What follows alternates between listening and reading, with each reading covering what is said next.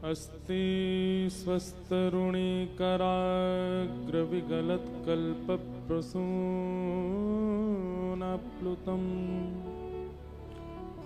वस्तु प्रस्तुतवेणुना दलहरी निर्वाणनिर्व्याकुलम् स्रस्तनिबद्धनी विविलसद् गोपी सहस्रावृतम् हस्तन्यस्तनतापवर्गमखिलो दारुं किशोराकृति लक्ष्मीनाथ समारम्भा नाथयामुनमध्यमाम् अस्मदाचार्यपर्यन्ताम् वन्दे गुरुपरम्पराम्। जय जय श्री राधारमण, जय जय नवलिकिशोर, जय गोपी चितचोर प्रभु, जय जय माखन चोर। गोविंद गोविंद गाइए रे भजो, राधे गोपाल कृष्ण गाए। गोविंद गोविंद गाइए रे भजो, राधे गोपाल कृष्ण गाइए। गाइए गोविंद गोविंद गाइए रे भजो, राधे गोपाल कृष्ण गाइए। गोविंद गोविंद गाइए रे भजो, राधे गोपाल कृष्ण गाइए। गोविंद गोविंद गाइए रे भजो, राधे गोपाल कृष्ण गाइए रे। गोविंद गोविंद गाइए रे भजो, राधे गोपाल कृष्ण गाइए। गोविंद गोविंद गाइए रे भजो, राधे गोपाल कृष्ण गाइए रे। गोविंद गोविंद गाइए रे भजो, राधे गोपाल कृष्ण गाइए। हे मुरली मनोहर गाइए रे भजो, राधे गोपाल कृष्ण गाइए रे। मुरली मनोहर गाइए रे भजो, राधे गोपाल कृष्ण गाइए। ओ गोविंद गोविंद गाइए रे भजो, राधे गोपाल कृष्ण गाइए। गोविंद गोविंद गाइए रे भजो, राधे गोपाल कृष्ण गाइए। गाइए गोविंद गोविंद गाइए रे भजो, राधे गोपाल कृष्ण गाइए। गोविंद गोविंद गाइए रे भजो, राधे गोपाल कृष्ण गाइए। हे राधा वल्लभ लाल कृष्ण कृष्ण गाइए रे भजो, राधे गोपाल कृष्ण गाइए रे। राधा वल्लभ लाल कृष्ण गाइए रे भजो, राधे गोपाल कृष्ण गाइए। हे राधा रमण लाल कृष्ण गाइए रे भजो, राधे गोपाल कृष्ण गाइए रे।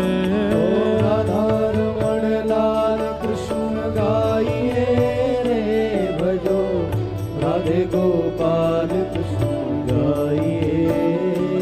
हे मुरली मनोहर गाइए रे भजो, राधे गोपाल कृष्ण गाइए रे।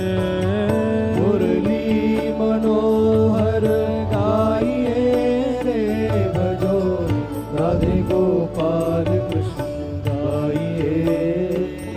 जय राधा गोपीनाथ कृष्ण गाइए रे। राधा गोपीनाथ कृष्ण गाइए रे। प्यारे मदन मोहन लाल कृष्ण गाइए रे। मदन मोहन लाल कृष्ण गाइए रे। हे प्यारे कुंज बिहारी लाल कृष्ण गाइए रे। प्यारे कुंज बिहारी लाल कृष्ण गाइए रे। हे प्यारे कुंज बिहारी लाल कृष्ण गाइए। प्यारे कुंज बिहारी लाल कृष्ण गाइए रे। हे प्यारे राधा वल्लभ लाल कृष्ण गाइए। प्यारे राधा वल्लभ लाल कृष्ण गाइए रे। गोविंद गोविंद गाइए रे भजो, राधे गोपाल कृष्ण गाइए। गोविंद गोविंद गाइए रे भजो, राधे गोपाल कृष्ण गाइए। गोविंद गोविंद गाइए रे भजो, राधे गोपाल कृष्ण गाइए। गोविंद गोविंद गाइए रे भजो, राधे गोपाल कृष्ण गाइए।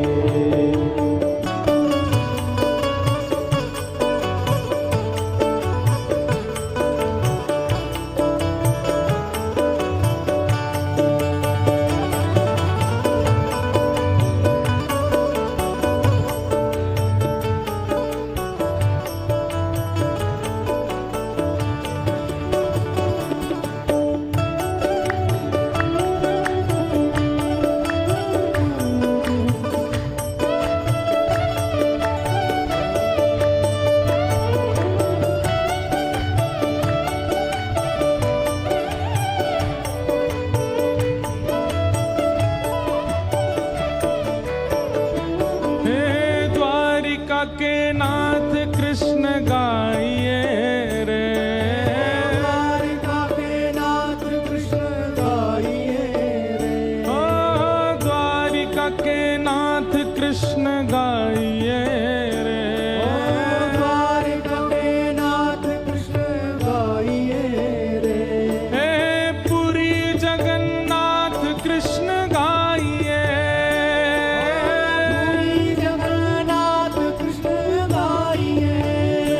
हाँ पुरी जगन्नाथ कृष्ण गाइए। पुरी जगन्नाथ कृष्ण गाइए। हे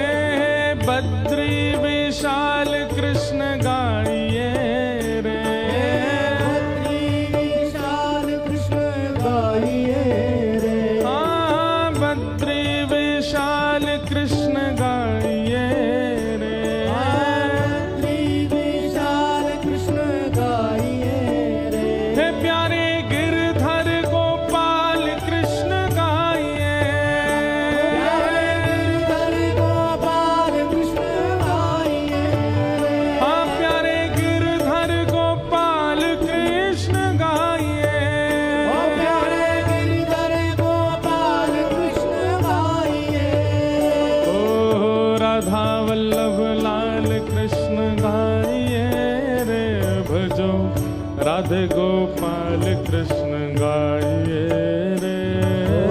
राधा वल्लभ लाल कृष्ण गाइए रे, भजो राधे गोपाल कृष्ण गाइए रे।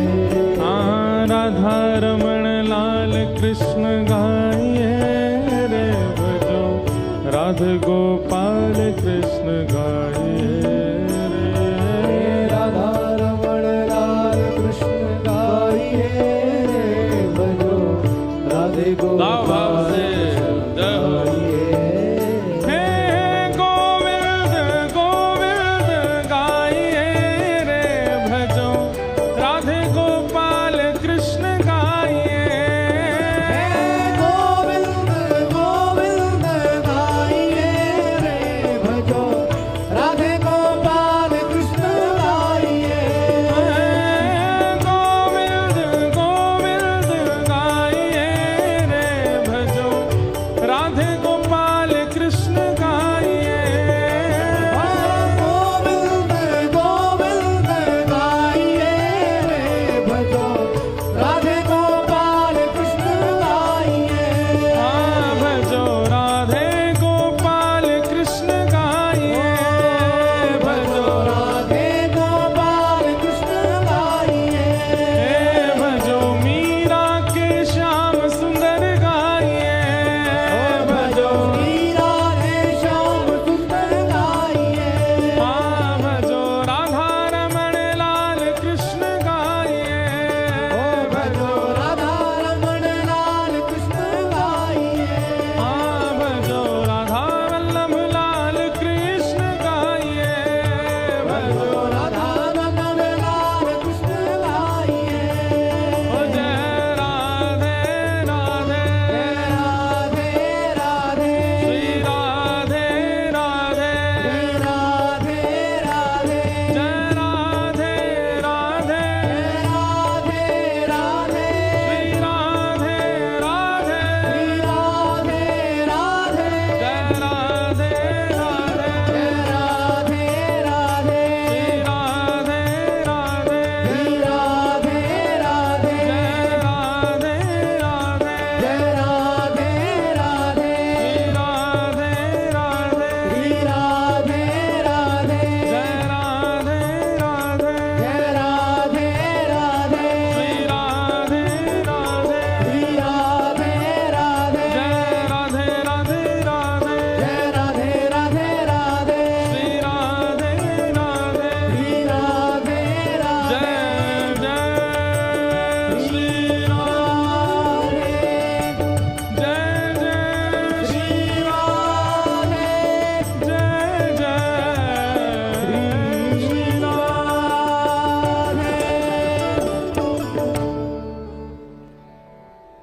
बोलो वृंदावन बिहारी लाल की जय। श्री राधा रमण लाल की जय। श्री राधा वल्लभ लाल की जय। भागवत महापुराण की जय। सब संतन की जय। सब भक्तन की जय। सब विप्रन की जय। 84 कोस ब्रजमंडल धाम की जय। गोवर्धन नाथ की जय। गिरिराज धरण की जय। श्याम सुंदर श्री यमुने महारानी की जय। सब संतन की जय। सब भक्तन की जय। सब विप्रन की जय। समस्त ब्रजवासिन की जय जय श्री राधे। नमः पार्वती पतये हर हर महादेव। द्वारिकाधीश की जय। परम मंगल में प्रात प्रखलेश्वर अकारण करुणा वरुणालय भक्तवांशा कल्पतरु तड़िद्वत विनिंदित पीताम्बरधारी श्री बालकृष्ण लाल की, प्यारे बांके बिहारी लाल की वांगमयी प्रतिमूर्ति, हम आप सबके मध्य में विराजमान श्रीमद् भागवत महापुराण को बारंबार प्रणाम। मंच पर विराजमान समस्त विप्रवृंद, समस्त गंधर्वजन,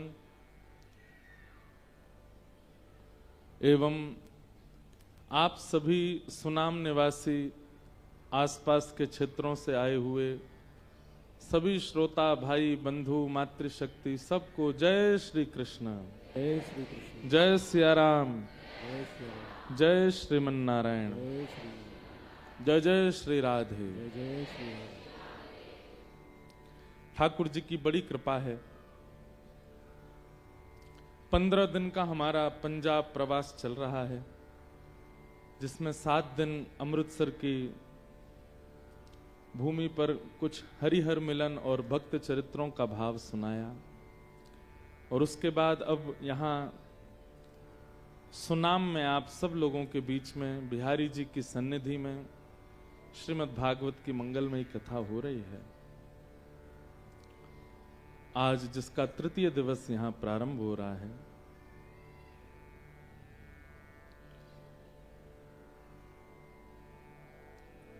अति अनुग्रह अति कृपामयी दृष्टि होती है ठाकुर जी की, तब भगवत चर्चा श्रवण का अवसर मिलता है। जैसे एक प्रतियोगिता होती है, उस प्रतियोगिता में भाग लेने का अवसर यदि आपको मिल जाए तो उस प्रतियोगिता के विजयी को पुरस्कार प्राप्त होते हैं। ऐसे ही संसार में ये जो हम जी रहे हैं जीवन कठिनाइयों से भरा हुआ, ये एक प्रतियोगिता है, और इस प्रतियोगिता में बहुत लोग हारते हैं, कुछ लोग जीतते हैं। उस प्रतियोगिता की तैयारी कहां होती है? जीवन रूपी प्रतियोगिता की तैयारी सत्संग में होती है। जीवन रूपी उस प्रतियोगिता की तैयारी गुरुजनों की सन्निधि में, भगवत जनों की सन्निधि में होती है। और फिर कई बार ऐसा होता है कि प्रतियोगिता में भाग लेने वाले बच्चों को उसी प्रतियोगिता में विजयी और जो प्रतियोगी रहे उनके बारे में बताया जाता है। तो ऐसी कथा में भक्त चरित्र सुनाए जाते हैं। ध्रुव जी का भाव, प्रहलाद जी का भाव, मीराबाई का चरित्र,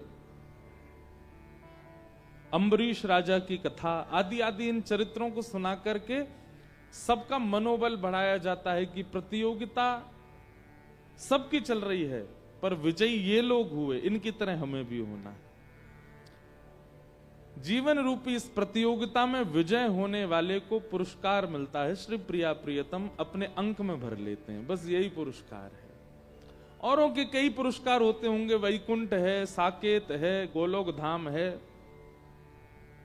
पर हमारा पुरस्कार तो केवल श्री प्रिया प्रियतम है।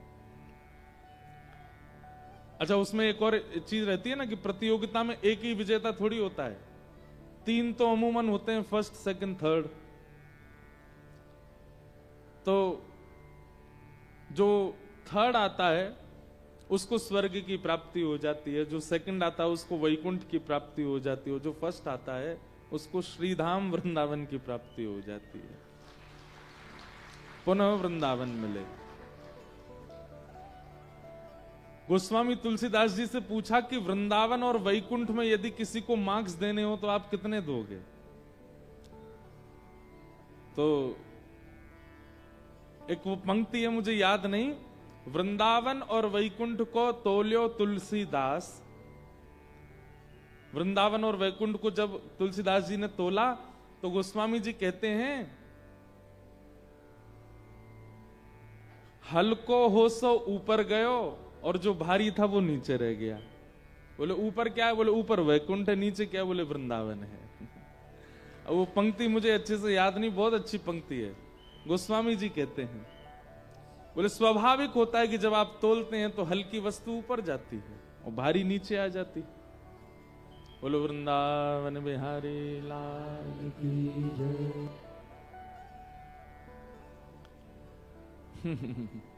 लाइट तो जाती ही है कथा में। अमृतसर में भी गई थी, दूसरे दिन ही गई थी। जहां भी कथा होती है हम कहते हैं कि भाई लाइट जाए तो समझो ठाकुर जी आ गए कथा में। देखो, हम आते हैं 7 साढ़े 7 के बीच में, इतनी पहले से सब शुरुआत हो जाती है, व्यवस्थाएं होती हैं। सारी दिक्कतें तभी क्यों होनी शुरू होती हैं जब हम मंच पे बैठ जाते हैं। कथा जैसे ही प्रारंभ होती है सोई ठाकुर जी आनंद कराते हैं फिर सबको। और ये होता ही है हर कथा में, चाहे कितनों बढ़िया व्यवस्था हो, वहां पर भी लाइट तो जाती है, क्योंकि हमें विश्वास है ठाकुर जी आते हैं कथा में, ठाकुर जी की उपस्थिति होती। वृंदावन की प्राप्ति का मतलब क्या है? वृंदावन की प्राप्ति का मतलब प्रिया प्रियतम का निवृत्त निकुंज प्राप्त हो जाना। बिहरत लाल बिहारी न दो यमुना जी के तीरे तीरे। श्री प्रिया प्रियतम यमुना जी के तट पर विहार कर रहे हैं। रसिकों की तो यही अंतिम इच्छा है, बस ऐसा देखना ठाकुर जी को। इसलिए भैया अपना उद्देश्य चुन के रखिएगा पहले ही कि आपका उद्देश्य क्या है कथा श्रवण के पीछे, वैकुंठ, स्वर्ग या वृंदावन। तो आज तृतीय दिवस है कथा का। कल ठाकुर जी का जन्मोत्सव मनाया जाएगा। भाव से सब लोग पधारिएगा। तो कल हम लोग श्रवण कर रहे थे मंगलाचरण भागवत जी का। 3 बार मंगलाचरण किया गया, प्रारंभ में, मध्य में और विश्राम में। हम आपसे प्रार्थना करना चाहेंगे कि अपने गुरु को, अपने इष्ट को और अपने नाम को, जो भी नाम गुरुदेव ने दिया उसको 3 बार स्मृति में लिया कीजिए दिन भर में।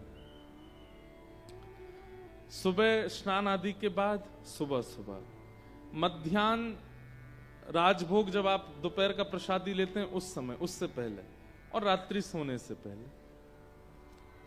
मंगलादीनि मंगल मध्यानि मंगलांतानि, 3 बार मंगल स्मरण होना चाहिए। और ज्यादा समय नहीं है तो आप जिनसे प्रेम करते हैं अपने उस इष्ट का स्मरण 3 बार कीजिए। श्री राधारमण लाल जी अति प्रिय हैं, सुबह उठते ही उनकी मनोहर छवि का स्मरण करो। मध्य में, दोपहर में उस मनोहर छवि का स्मरण करो, और रात्रि सोने से पहले 3 बार मंगलाचरण हर व्यक्ति को अपने जीवन में करना चाहिए। भागवत जी में 3 बार मंगलाचरण किया गया। और अब कथा यहां से प्रारंभ होती है कि नैमिषारण्य क्षेत्र में 88,000 सौनकादि ऋषि बैठे हैं, और वे सब मानव कल्याण के लिए यज्ञ कर रहे थे। लेकिन यज्ञ से सफलता प्राप्त होनी नहीं थी। तभी वहां सूत जी का आगमन हुआ, और सूत जी से सबने प्रश्न किया, हे भगवान, इस घनघोर कलिकाल में भगवत प्राप्ति का साधन क्या है? मानव कल्याण कैसे होगा? कृपा कर हमें बताइए। बहुत सावधानी से सब लोग सुनो।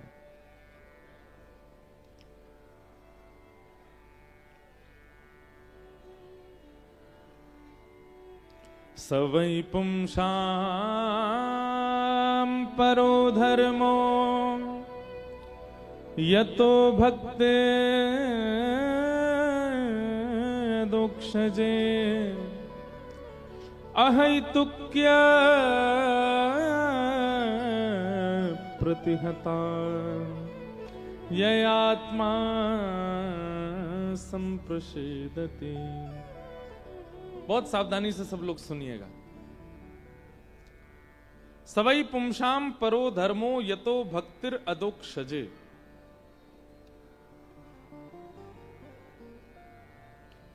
अदोक्षज भगवान, भगवान का एक नाम है अदोक्षज। ठाकुर जी की अहैतुकी भक्ति करना ये समस्त प्राणी मात्र का परम धर्म है। सेवा करना, परिक्रमा करना, पूजा करना, नित्य नियम करना, परोपकार करना, असहायों की सहायता करना, जीवन का निर्वहन सत्य मार्ग पर चल के करना, ये सब धर्म हैं, लेकिन ठाकुर जी के प्रति प्रेम भाव होना ये परम धर्म है। ठाकुर जी से प्रेम सबका नहीं हो पाता।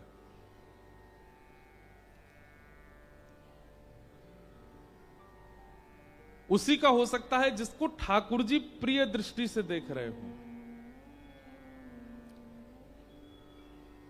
आप बिहारी जी, राधा वल्लभ, राधा रमण जी को केवल लाल जी के रूप में देख लोगे, प्रेमी के रूप में दिख पाना तब तक नहीं होगा जब तक उनकी दृष्टि आपके प्रति प्रेम की ना हो। और उनकी दृष्टि हमारे प्रति प्रेम की हो, उसके लिए गुरु आज्ञा और सत्संग में बताए गए मार्गों का पालन करना होगा, तभी तो हम उनके योग्य बन पाएंगे। ठाकुर जी की प्रिय दृष्टि होना हमारे प्रति बहुत मुश्किल है। धन्ना भक्त की कथा आती है, जहां धन्ना नाम के भक्त, धन्ना जाट बोलते हैं उनको, छोटे से थे। एक बार एक संत का आगमन हुआ उनके यहां पर, और वो संत धन्ना जी के यहां ही रहते थे। उनके शालिग्राम जी थे, उनकी वो सेवा करते थे। छोटे से धन्ना भक्त जाकर के उन संत के पास बैठ जाते और देखते ही अपने अपने ठाकुर जी की पूजा कैसे करते हैं। एक स्वभाव देखा गया मानव में कि जब वो छोटी अवस्था में होता है ना, उसको मंदिर जाना, आरती में जाना, घंटी की आवाज सुनना, दादा दादी नाना नानी पूजा में रहते हैं, वो देखना छोटी अवस्था में बहुत प्रिय होता है बच्चों को। कई घर के बच्चों को आप देखोगे, उनको खिलौना दो और उसी समय दादाजी पूजा कर रहे हो तो वो खिलौना छोड़ देगा, लेकिन वहां जाके दादाजी की गोद में बैठेगा। स्वाभाविक प्रेम ठाकुर जी के प्रति बाल अवस्था में होता है, लेकिन जैसे जैसे वो बालक बड़ा होता जाता है फिर उसका वो प्रेम घट जाता है। इसके पीछे कारण क्या है? एक कारण तो उसका स्वभाव। बालक जितना छोटा होता है उतना सरल, उतना सहज होता है। छोटे से बालक रो रहा हो, उसको एक टॉफी दे दो 1 रुपए की, उससे भी खुश हो जाएगा। अरे कहां तक है, कई बार बालकों को इतनी चोट लग जाती है गिरने से, खेलने से, उस भयंकर पीड़ा में भी वो बालक, आवाज करने वाला उसको गुड्डा दे दो, उससे उसको वो अपनी पीड़ा भूल जाता है, उससे खेलने लग जाता है। कितना सरल होता है छोटा सा बालक। लेकिन वही बालक जब बड़ा हो जाता है और उसको कोई ऐसी पीड़ा हो जाए, पैर में लगे, सिर में लगे, रक्त निकल रहा हो, उसको आप कोई आवाज करने वाला अगर गुड्डा दोगे तो वो शांत होगा? नहीं हो सकता।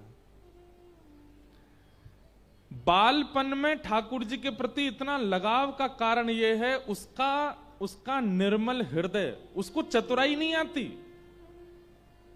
वो छल कपट नहीं जानता, वो बहुत सरल है, बहुत सहज है।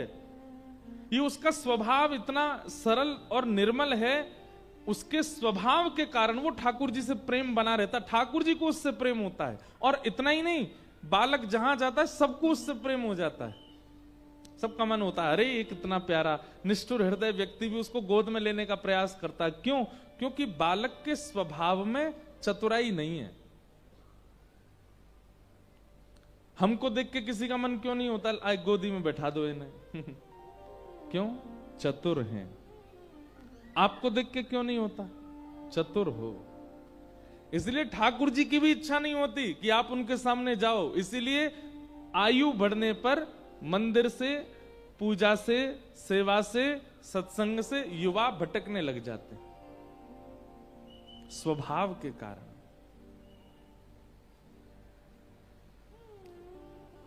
तो एक बात स्पष्ट है कि ठाकुर जी के प्रति प्रेम 2 स्थिति में हो सकता है। बहुत सावधानी से सुने। पहला, या तो वो आपसे प्रेम करते हो तो आपको उनसे प्रेम हो जाएगा, और वो आपसे प्रेम तभी करेंगे जब आपका स्वभाव निर्मल हो, आपके अंदर चतुराई ना हो, आपके अंदर छल ना हो, आपके अंदर कपट ना हो।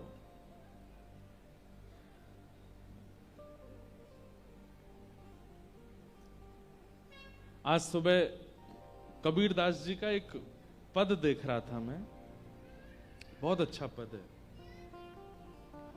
कबीरदास जी स्थिति का वर्णन करते हुए भयभीत हो रहे हैं।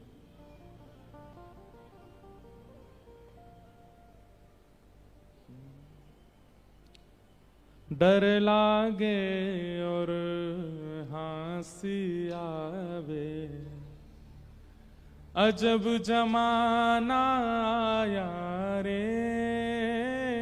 डर लागे और हंसी आवे, अजब जमाना आया रे। धन दौलत ले माल खजाना, वैश्या नाच नचाया रे। डर लागे और हंसी आवे, अजब जमाना आया रे। राग परिवर्तित है।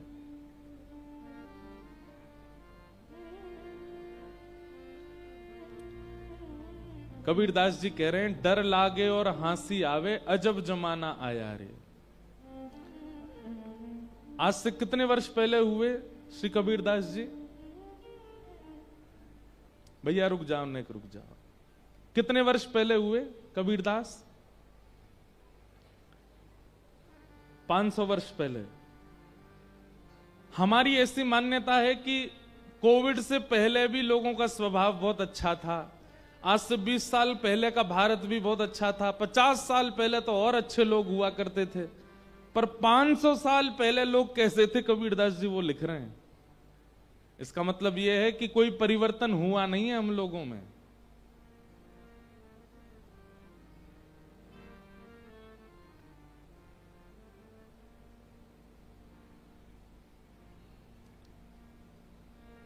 धन दौलत ले माल खजाना, वैश्या नाच नचाया रे। डर लागे और हंसी आवे, अजब जमाना आया रे। एक नर्तकी को देखने के लिए लाख रुपया खर्च कर देंगे। एक गलत स्थान पर स्वांग देखने के लिए 1000 रुपया खर्च कर देंगे। लेकिन मुट्ठी भर अनुसाधु कोई, कहे लाज नहीं आया रे। कोई साधु आकर के भिक्षा मांगे तो उससे कह देते हैं अरे तुमको लाज नहीं आती, तुमको शर्म नहीं आती, मांगते घूमते हो, कुछ खाओ पियो, कुछ अपने कर्म करो ऐसे, तब कमा के खाना, दूसरों से क्यों मांगते हो? और खुद इतना धन खर्च कर देंगे दूसरे गलत कार्यों में, तब बुरा नहीं लगता। कथा होत तहां श्रोता सोवे, सुनिएगा। कथा होत तहां श्रोता सोवे, वक्ता मूड पचाया रे। ए भाई फोन क्यों चला रहे हो? ए भाई सो क्यों? आजकल सोते नहीं हैं लोग, फोन चलाने लगते हैं। धीमे से सिर नीचे करेंगे, बात कर लेंगे। वक्ता बेचारे मूड पचा के बैठते हैं, बोले बताओ हम यहाँ 4 घंटा बिना पानी पिए, बिना आसन बदले, एक आसन में बैठ करके कथा सुना रहे हैं। इनको फुर्सत नहीं सोने से, इनको फुर्सत नहीं फोन चलाने से, खाने से। 500 साल पहले कबीरदास जी लिख रहे हैं, कथा होत तहां श्रोता सोवे, वक्ता मूड पचाया रे। डर लागे और हंसी आवे, अजब जमाना आया रे। और कबीरदास जी कह रहे हैं, होए जहां कहीं स्वांग तमाशा, होए जहां कहीं स्वांग तमाशा, तनिक न नींद सताया रे। अभी यहां से बाहर दो लोग लड़ने लग जाएं, आपस में एक दूसरे को उठा के फेंकने लग जाएं, तमाशा हो जाए शुरू, आधे से ज्यादा श्रोता उठ के भाग जाएंगे बाहर देखने के लिए क्या चल रहा। कोई बचाएगा नहीं उनको, चारों तरफ खड़े होकर के देखेंगे, फिर नहीं 1 मिनट भी नींद आएगी। कोई तमाशा चल रहा हो, उल्टा काम चल रहा हो, वहां पर किसी को आलस नहीं आता। कथा में सबको आलस आता है। भय लागे और हंसी आवे, अजब जमाना आया रे। और ये बात बहुतों को बुरी लग सकती है। भांग तमाकू सुल्फा गांजा, सूखा खूब उड़ाया रे। वाह, विशेष रूप से तो पंजाब के हमारे युवा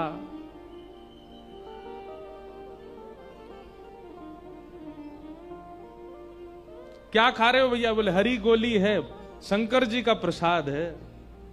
शंकर जी उस समय अपना त्रिशूल उठाते होंगे, तू आ बेटा तो बताऊंगा मैं, शंकर जी का प्रसाद है। हमारी एक बात बहुत ध्यान से सुनिएगा, किसी भी रूप में, तानपुरा कम करो थोड़ा, किसी भी रूप में ऐसी किसी भी वस्तु का सेवन करना जिससे आपका बुद्धि, जिससे आपकी जवान, जिससे आपका हृदय कॉन्शियसनेस डगमगा जाता हो, वो सब नशा है और वो सब भगवत प्राप्ति में बाधा।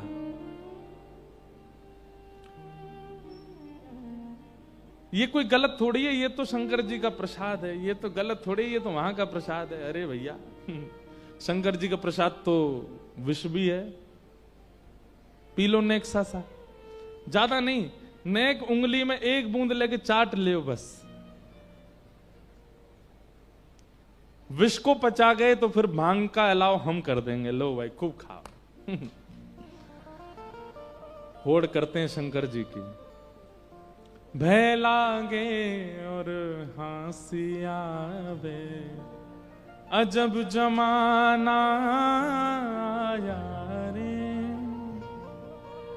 भांग तमाकू सुल्फा गांजा, सूखा खूब उड़ाया रे।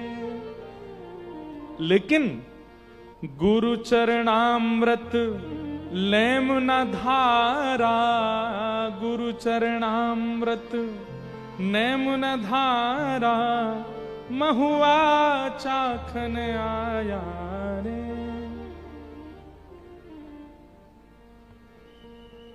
तंबाकू का नित्य नियम बन जाता है व्यक्ति का, उसको कोई सिखाता नहीं, फिर भी उसका नियम बन जाता है। बीड़ी पीने वाले को बोलना नहीं पड़ता, भैया सुबह दोपहर शाम पीनी, अपने आप पीता है। भांग खाने वाले को शाम होते ही, भैया अब हमारा समय हो गया, आप तो लेंगे, लेकिन उसको कहते हैं भैया कुछ नहीं, सुबह सुबह कुछ भी पाने से पहले ठाकुर जी का चरणामृत ले लिया करो, वो नहीं लिया जाता। सुबह दोपहर शाम केवल अपने गुरुदेव का स्मरण करके भगवान नाम गाया करो, वो नहीं किया जाता है। और असद वस्तु उसको कोई सिखाता नहीं है, फिर भी करने लग जाता है। हम तो कथा में एक बात कहते हैं, कैसा स्वभाव हो गया है लोगों का। जो व्यसनी लोग होते हैं, जो खाना पीना करते रहते हैं, उनका स्वभाव कैसा होता है? क्या हो गया भैया, बहुत डिप्रेशन में हैं, अब क्या करोगे? बोले आज तो पिएंगे रात को। आज क्या हो गया भैया? बोले आज बहुत खुश हैं। बोले क्यों? हमारा जो है ना, वो हमारा एक 100 बीघे का वो था, जमीन थी, वो मिल गई हमको, आज बहुत खुश हैं हम, केस जीत गए। आज क्या करोगे? आज तो पिएंगे। दुखी हैं तो पिएंगे, खुश हैं तो पिएंगे, उदास हैं तो पिएंगे, सही हैं तो पिएंगे, बीमार है तो पिएंगे, हर चीज में पीते ही रहते। लेकिन भजनानंदी भक्त हफ्ता में एक दिन निकालता है, आज भजन करूंगा, आज छुट्टी है। महीना में एक दिन निकालता है, 6 महीना में एक दिन निकालता है, साल में 2 दिन निकालता है। भय लागे और हंसी आवे, अजब जमाना आया रे। उल्टी चलन चली दुनिया की, ताते जिया घबराया रे। भय लागे और हंसी आवे, अजब जमाना आया रे। कहत कबीर सुनो भाई साधो, कहत कबीर सुनो भाई साधो, फिर पाछे पछताया रे। फिर पाछे पछताया रे। यहाँ जितनी बात कबीरदास जी ने कही है, यदि इनमें से एक में भी आप प्रवृत्त हो और यदि नहीं सुधरे, बहुत पछताएंगे। कहत कबीर सुनो भाई साधो, कहत कबीर सुनो भाई साधो, फिर पाछे पछताया रे। फिर पाछे पछताया रे। भय लागे अरु हंसी आवे, अजब जमाना आया रे। बह लागे और हंसी आवे, अजब जमाना। श्री कुंज बिहारी लाल की जय। श्यामा प्यारी कुंज बिहारी, जय जय श्री हरिदास दुलारी। श्यामा प्यारी कुंज बिहारी, जय जय श्री हरिदास दुलारी। ओ श्यामा प्यारी कुंज बिहारी, जय जय श्री हरिदास दुलारी। श्यामा प्यारी कुंज बिहारी, जय जय श्री हरिदास दुलारी। कहत कबीर सुनो भाई साधो, कहत कबीर सुनो भाई साधो, कहत कबीर सुनो भाई साधो, कहत कबीर सुनो भाई साधो, फिर पाछे पछताया रे। फिर पाछे पछताया रे। हो डर लागे और हंसी आवे, अजब जमाना आया रे। ओ डर लागे हंसी आवे, अजब जमाना आया रे। डर लागे और हंसी आवे, अजब जमाना आया रे। ओ डर लागे हंसी आवे, अजब जमाना आया रे। हरि चरणामृत नैम न धारे, जिस नियम के लिए किसी ने आज्ञा नहीं की, व्यसन करने के उस नियम को तो आपने धारण कर लिया, लेकिन नित्य हरि चरणामृत लेने का, वो तनिक से जल को लेने का नियम आपने धारण नहीं किया। कितना विचित्र जमाना। हम कभी कभी कथा में कहते हैं कि मानव का स्वभाव कैसा है, जल की तरह है। जल यदि छोड़ दिया जाए संख्या में, तो जल का स्वभाव होता है कि वो ढलान की ओर ही जाता है। ऐसे ही मानव को यदि खुली छूट मिल जाए, जो भैया बैठाने वाले व्यवस्थापक हैं, बहुत धीमे से कह के आराम से बैठा दिया करो। इधर देखो सब लोग, घोषणा हो जाए आगामी 30 तारीख को, 30 मार्च को भारत के सारे ज्योतिषी मिलकर के कह दें कि 30 तारीख को सवेरे 11 बजे से लेकर के 1 बजे तक केवल 2 घंटा ऐसा योग बन रहा है कि व्यक्ति कितना भी बड़ा पाप करे उसको पाप नहीं लगेगा। महाराज, बड़े बड़े तिलकधारी भी 2 घंटे के अंदर, ये तो थोड़ा बहुत भय है हमारे अंदर, इसलिए तो हम बच रहे हैं, नहीं तो 2 घंटा की अगर खुली छूट मिल जाए, स्वयं प्रधानमंत्री जी नोटबंदी की तरह आके बोल दें, भैया सब ज्योतिषी कह रहे हैं कि 2 घंटे के लिए सबको छूट है, कोई पाप नहीं लगेगा, कुंभ का आंकड़ा फेल हो जाएगा। 60 करोड़ लोगों ने गंगा जी में डुबकी लगाई थी, लेकिन पता चलेगा कि महाराज 160 करोड़ लोगों ने 2 घंटे के अंदर सोमरस में डुबकी लगाई। सबरे पी के पड़े टुल्ल। कितना भयावह है मानव। कभी डर लगता है हमको किसी जीव से, कभी किसी जंतु से, खुद से डरिए। ये तो कृपा मनाइए गुरुजनों की, संत जनों की, भागवत कथा जैसी सुंदर सुंदर आयोजनों की, जिनके कारण हम दूषित कार्यों से थोड़े भयभीत रहते हैं, नहीं करते। नहीं तो खुली छूट मिल जाए तो मानव का स्वभाव जल के जैसा ढलान पे ही जाएगा, नीचे को ही जाएगा, गलत कार्यों की ओर ही भागेगा।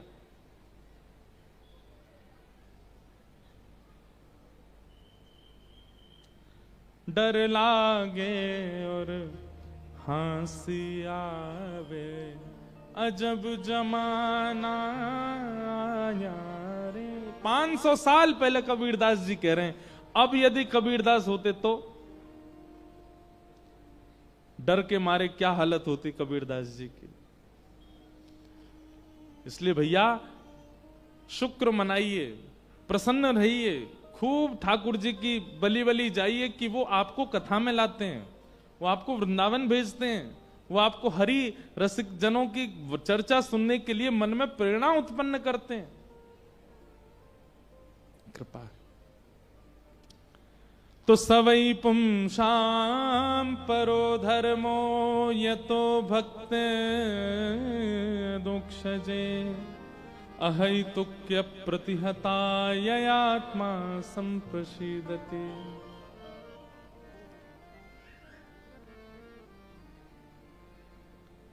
ठाकुर जी के प्रति श्रद्धा होना, ठाकुर जी के प्रति विश्वास होना, ठाकुर जी के प्रति स्नेह होना, ठाकुर जी के प्रति समर्पण होना, ये सब मानवीय स्वभाव हो सकता है।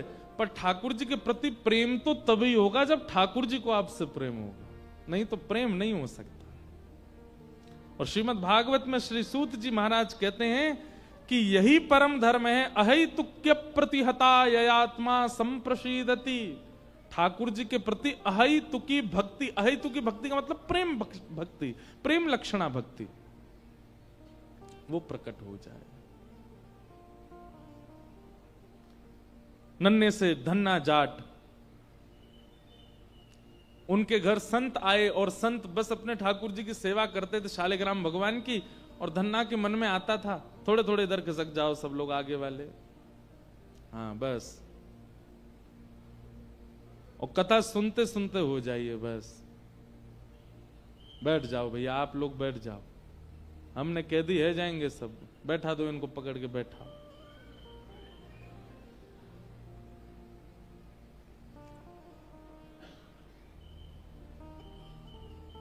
हमारी एक बात है कि हम क्या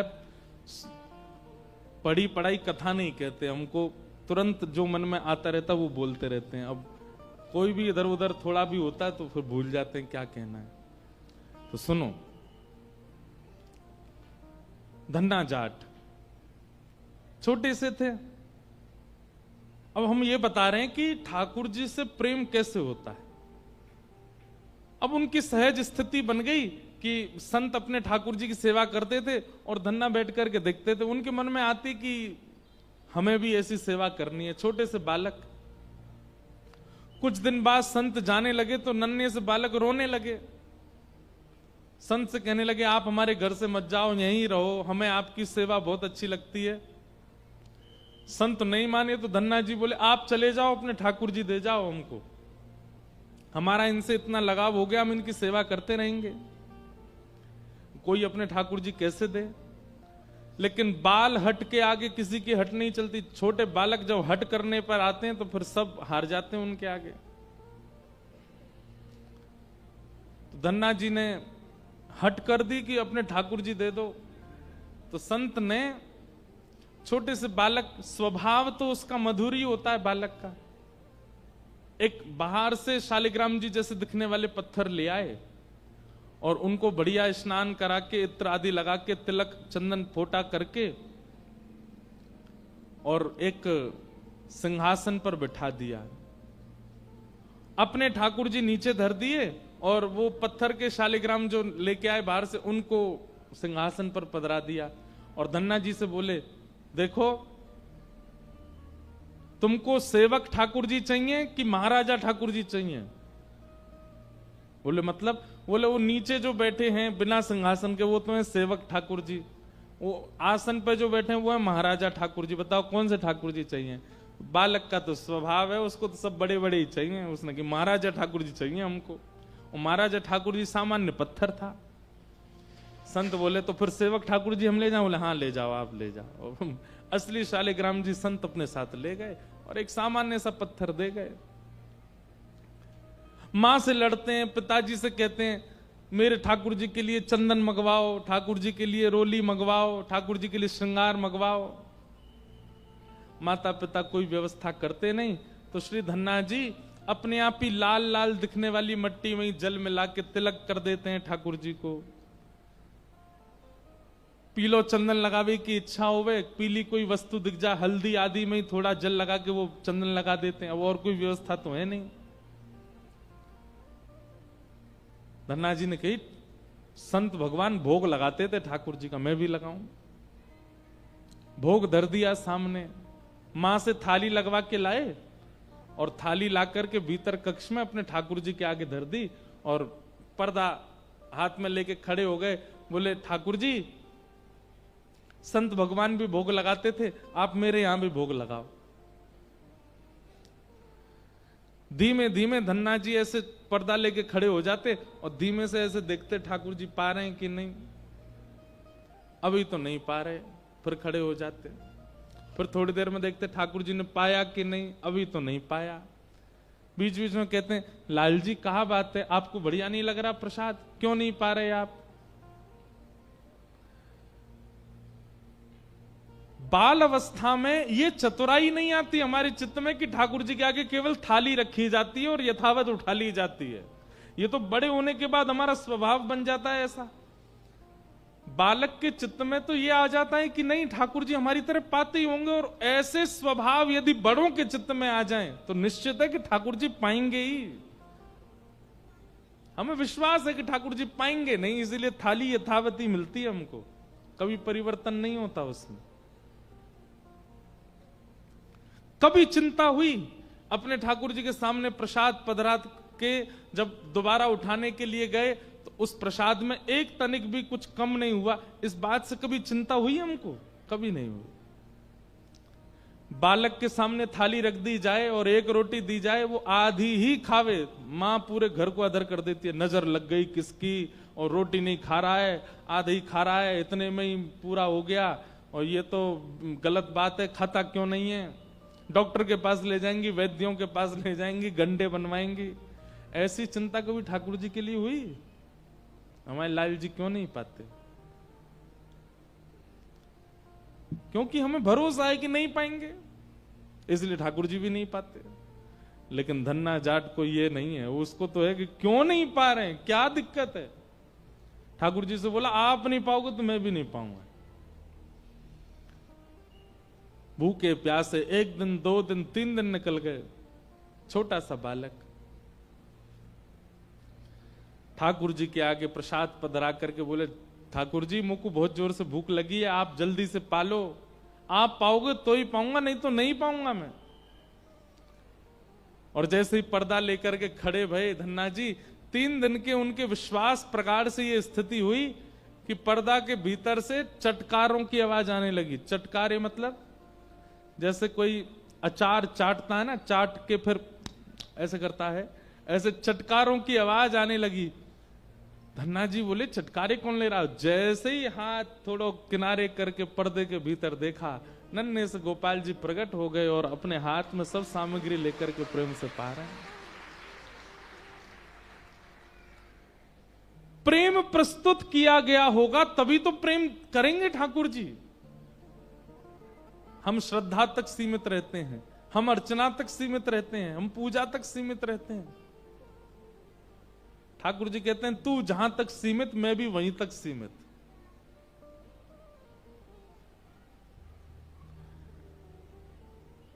हमें चिंता होती है कि ठाकुर जी एक ही स्थिति में क्यों है हमारे सामने, क्योंकि हमने इससे अधिक स्थिति अपने चित्त में बनाई नहीं उनके लिए, इसलिए ठाकुर जी भी वहीं तक स्थिर हैं।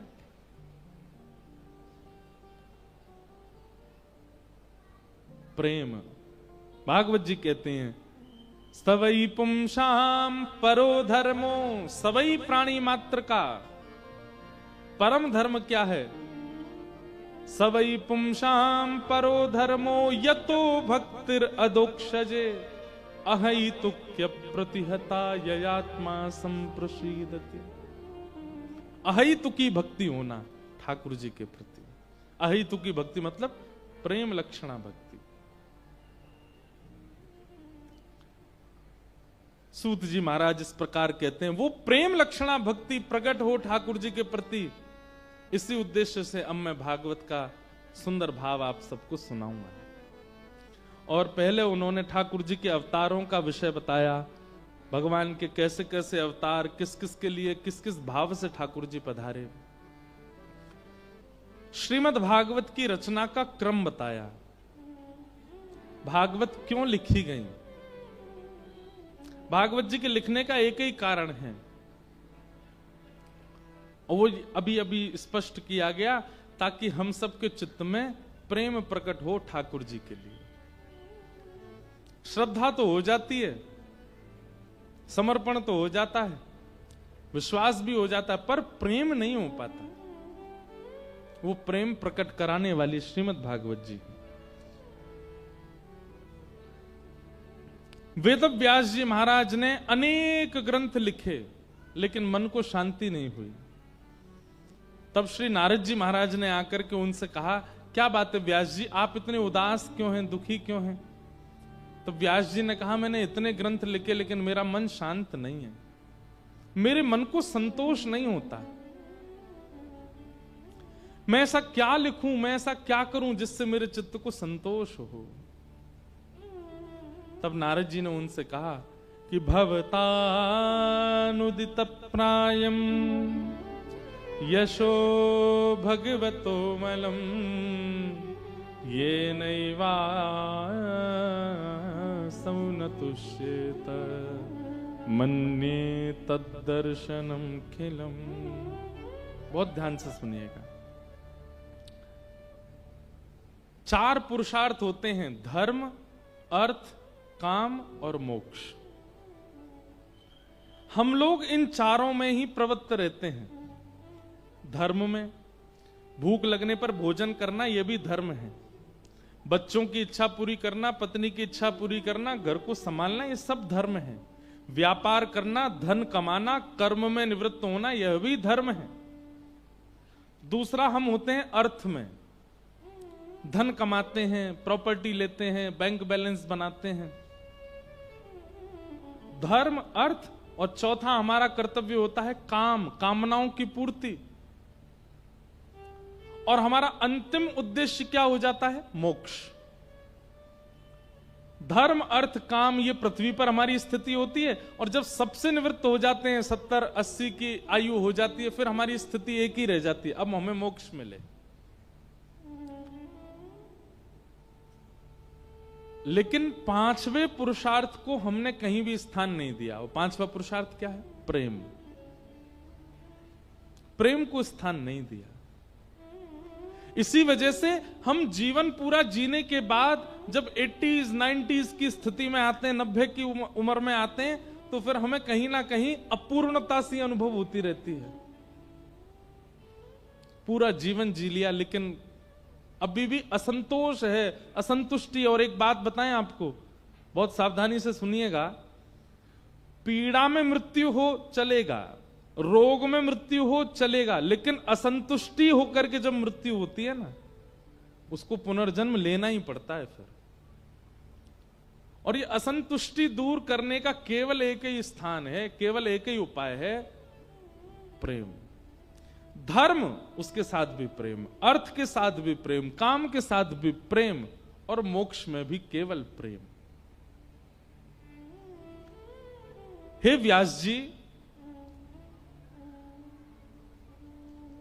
आपने इतने सारे ग्रंथ लिखे, आपने 4 वेद लिख दिए, ऋग्वेद, यजुर्वेद, सामवेद, आपने शिव पुराण लिखा, आपने देवी भागवत लिखी, आदि आदि सब कुछ आपने लिखा, लेकिन आपके चित्त को शांति क्यों नहीं है?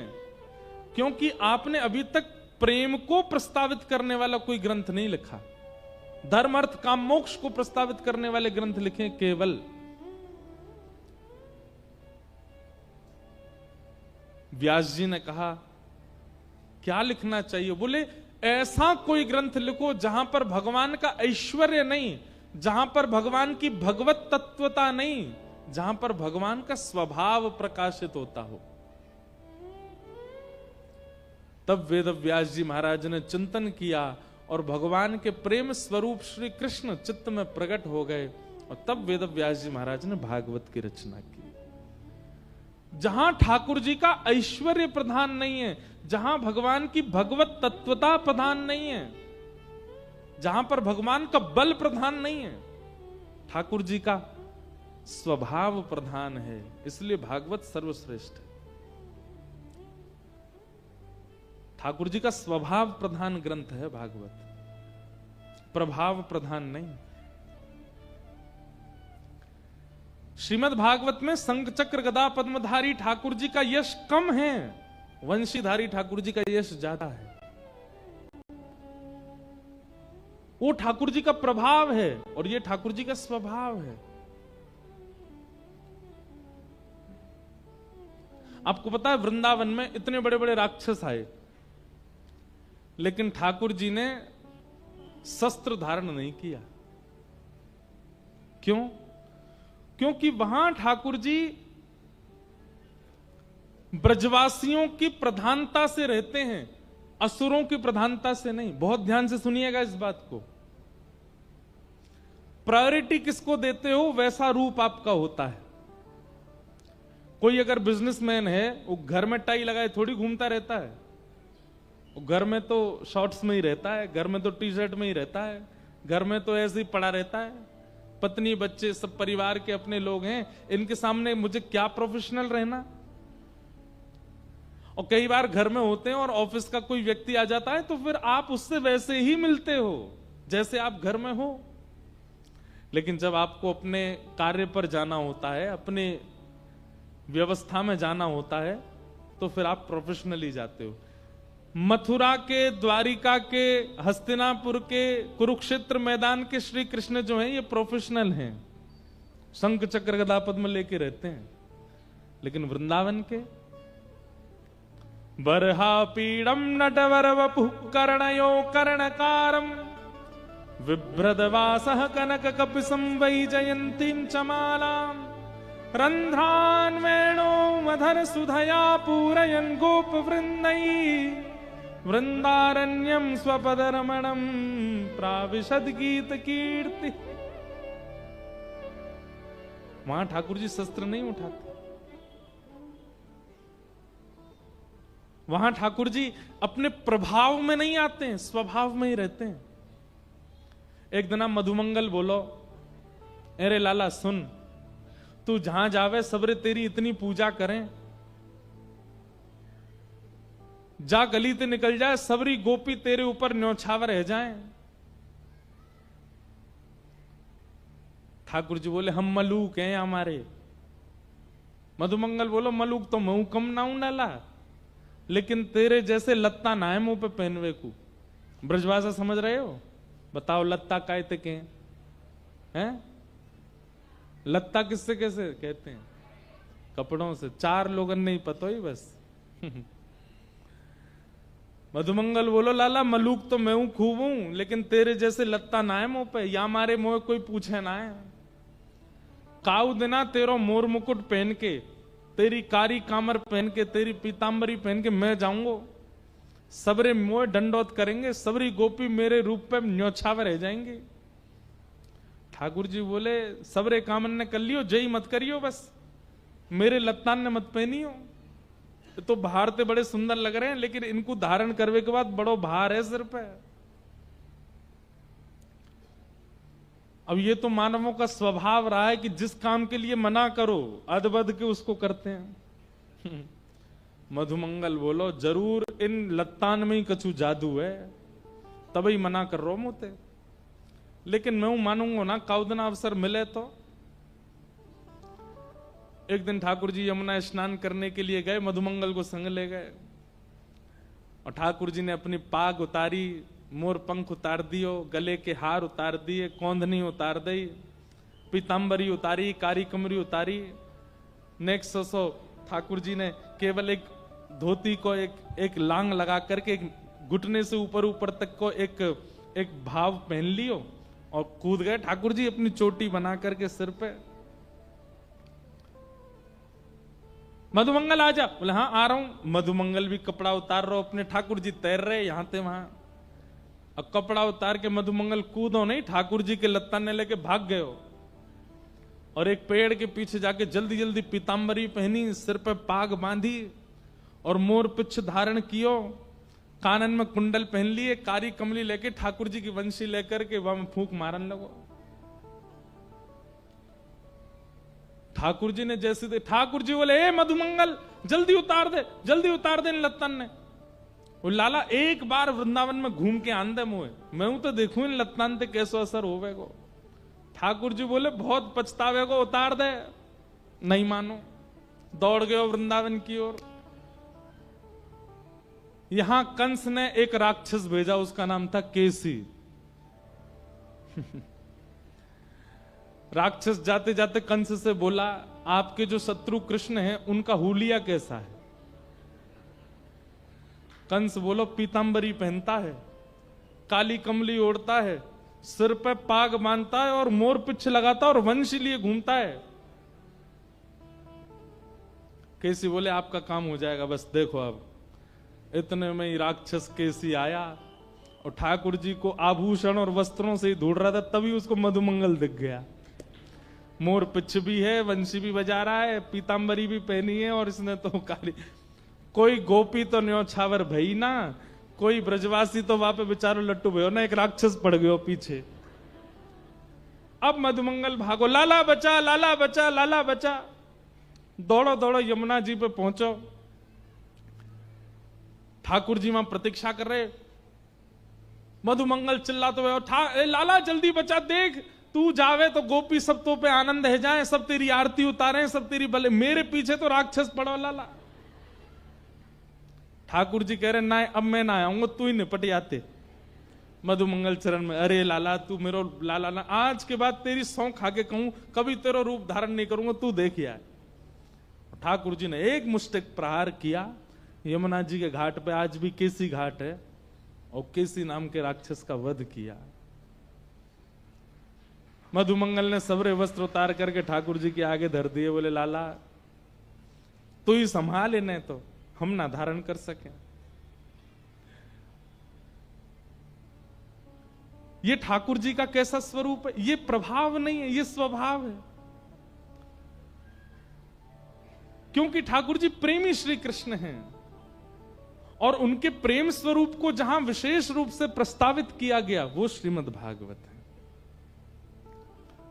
बीच बीच में कहीं कहीं प्रभाव प्रकट होता है, लेकिन श्री वेदव्यास जी महाराज तुरंत उस प्रभाव को गौड़ करके फिर स्वभाव को प्रदान कर देते हैं।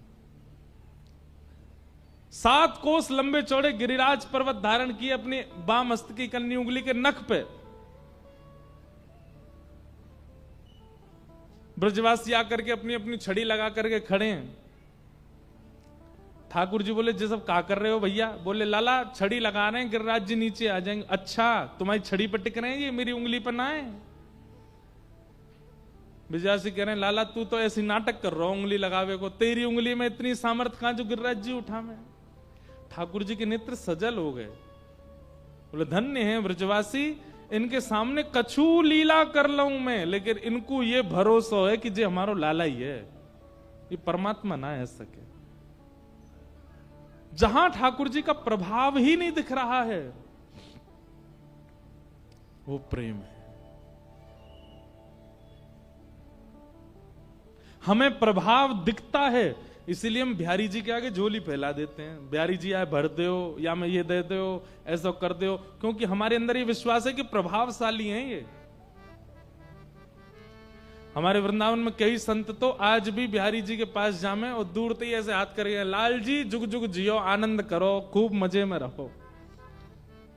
कोई कहे, बोले बाबा ठाकुर जी ऐसे आशीष दें, बोले ये ब्रज को लाला है, यहां ये प्रभाव वारो ना है, या को तो यहां आशीष ही दियो जाए।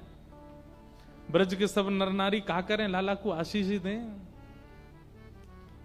प्रेम को प्रमुख वही वृंदावन धाम, प्रेम को प्रमुख वही वृंदावन धाम। प्रेम ही ते पायो श्याम रसिया ने नाम। ओ प्रेम ही ते पायो श्याम रसिया ने नाम। हो याए जाने कहाँ गंवार, आए जाने कहाँ गंवार।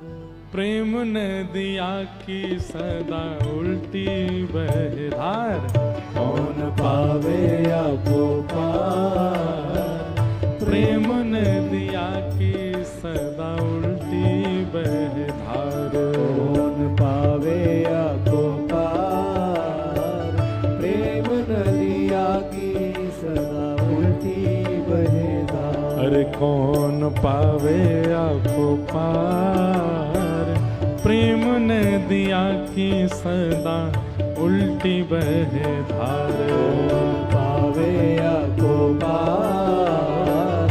प्रेम नदिया की सदा उल्टी बहधार। हाँ प्रेम हो, प्रेम को प्रमुख वही वृंदावन धाम। प्रेम को प्रमुख वही वृंदावन धाम। प्रेम को प्रमुख वही वृंदावन धाम। प्रेम को प्रमुख वही वृंदावन धाम। हाँ प्रेम ही ते पायो श्याम रसिया ने नाम। ओ प्रेम ही ते पायो श्याम रसिया ने नाम। अरे आए जाने कहाँ गवार, जाने कहाँ गवार। आए जाने कहाँ गवार। जाने कहाँ गवार। हाँ प्रेम नदिया की सदा उल्टी बहधार। जाने कहाँ गवार। प्रेम नदिया की सदा उल्टी बहधार। अरे कौन पावे आको पार, प्रेम नदिया की सदा उल्टी बहधार। कौन पावे आपको पार। प्रेम नदिया की सदा उल्टी बहधार। और वृंदावन में प्रेम केवल ठाकुर जी पे असर ना करे, जो आ जाए वहां पे असर करे। गोपी बनो शिव जाने काम कियो ढेर, गोपी बनो शिव जाने काम कियो ढेर। पूरे विश्व में कहा नाम है, कालों के काल महाकाल, कैलाश के निवासी, केदारवासी, रामेश्वर में विराजमान रामेश्वरनाथ। जहां भी चले जाओ महादेव का स्वरूप ऐसा है कि बस देख करके आदमी हाथ जोड़ के थर थर कांपता है। पर वही महादेव कालों के काल महाकाल जब वृंदावन आते हैं, गोपी बनो शिव जाने काम कियो ढेर, गोपी बनो शिव जाने काम कियो ढेर। ओ ठुमक ठुमक नाचे गोरा हंस मुंह पे, ठुमक ठुमक नाचे गोरा हंसे मुंह पे। अरे हाँ ठुमक ठुमक नाचे गोरा हंस मुंह पे। ठुमक ठुमक नाचे गोरा कौन? हंसे मुंह पे। अरे नंदी बैल को सवार, बैल को नंदी बैल को सवार, बैल को सवार। हाँ भैया प्रेम नदिया की सदा उल्टी बहे धारे। कौन पावे आपको पार, प्रेम नदिया की सदा उल्टी बहे धार। अरे कौन पावे आको पार, प्रेम नदिया की सदा उल्टी बहे धार। कौन पावे आपको पार, प्रेम नदिया की सदा उल्टी बहे धार। कौन पावे आको पार, प्रेम नदिया की सदा उल्टी बहे धार। पावे आपको पार, प्रेम नदिया की सदा उल्टी बहे धार। प्रेम प्रधान श्रीमद् भागवत। और वेद व्यास जी महाराज ने जैसे ही धर्म अर्थ काम मोक्ष इनको विश्राम दे करके केवल प्रेम प्रधान वाक्यों को लिखना प्रारंभ किया, भागवत की रचना के बाद वेद व्यास जी ने अपनी कलम को नदी में प्रवाहित कर दिया। क्यों? बोले अब इसके बाद कुछ लिखना शेष नहीं है, ये सर्वोपरि है। वेद व्यास जी कहते हैं मैंने जितने पुराण लिखे सबको पढ़िएगा, सबको सुनिएगा, लेकिन जब मानने की बात आवे, फॉलो करने की बात आवे, तो भागवत जी का पालन कीजिएगा, क्योंकि श्रीमद् भागवत सर्वोपरि है। तो वेद व्यास जी महाराज ने भागवत जी की रचना की और प्रेम प्रधान भावों को वर्णित किया। वेद व्यास जी के चित्त में आया कि अब भागवत की रचना हो गई, अब घर घर जन जन तक कैसे पहुंचाया जाए। तो वेद व्यास जी महाराज के पुत्र हैं श्री सुखदेव जी महाराज, और उन्होंने श्री शुकाचार्य जी का स्मरण किया। यम प्रव्रजन्तमनुपेतुमपेत कृत्यम द्वैपायनो विरह कातरया जुहाव पुत्रेति तन्मयतया तरवो विनेदु तम सर्वभूत हृदयं मुनिमानतोस्मि। बोलो सुखदेव जी महाराज। श्री शुकाचार्य जी जो कि जन्म लेते ही माता पिता को छोड़ के चले गए थे, श्री सुखदेव जी महाराज क्यों? निर्गुण निराकार ब्रह्म की उपासना करने गए थे, ताकि संसार की माया मुझको फिर से अपनी ओर ना खींच ले। लेकिन वेद व्यास जी महाराज ने भागवत की रचना की तो व्यास जी के मन में आया, मेरे पुत्र सुखदेव से अच्छा इस कथा को जन जन तक पहुंचाने का और कोई उपाय नहीं है। बंधुओं, एक बात कहें,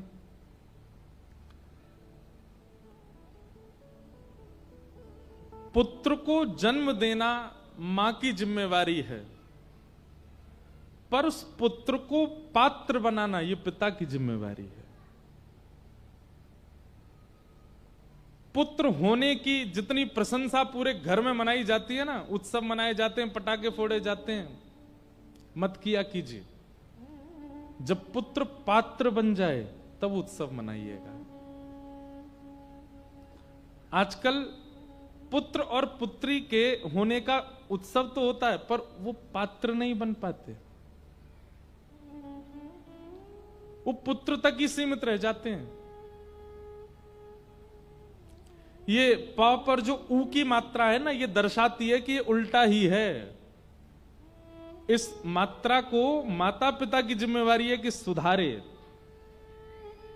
और आ की मात्रा, ये जो पीछे आ की मात्रा है, ये क्या है? थोड़ी कठोराई से थोड़ी ने डंडा उठावे हाथ में, उसको पहले पात्र बनावे। बालक बेचारे कह रहे होंगे कल से कथा में नहीं आना। जे बढ़िया व्यास जी हैं, क्या बता रहे हैं माता पिता को? हमारे शास्त्र आज्ञा करते हैं, लालनाथ 5 वर्षाणी, लाड़ प्यार केवल 5 वर्ष तक करना चाहिए बच्चों को। और जैसे ही बालक 5 वर्ष का हो जाए, 10 वर्षाणी ताड़ेत, उसके बाद 10 वर्ष तक थोड़ी, ताड़ना का मतलब मारना नहीं होता, ताड़ना का मतलब बहुत जैसे हम कहते हैं देख कैसे ताड़ रहा है, ताड़ना मतलब देखना, उस पर दृष्टि रखे, भले ही अपनी नींदें काटनी पड़े। बालक को 5 वर्ष से लेकर के 15 वर्ष तक यदि आपने अपने नेत्रों के सामने रखा तो प्राप्ते तु 16 वर्षे पुत्रम मित्रवदाचरेत, 16 वर्ष का वो बालक होते ही आपका मित्रवत आचरण करेगा और आपको उसके प्रति मित्रवत रहना पड़ेगा। वो बालक अच्छा ही होगा। इसलिए पुत्र होने की प्रशंसा मत करो, पुत्र होते ही आपकी चिंता बढ़नी चाहिए कि अब ये पात्र बनना चाहिए।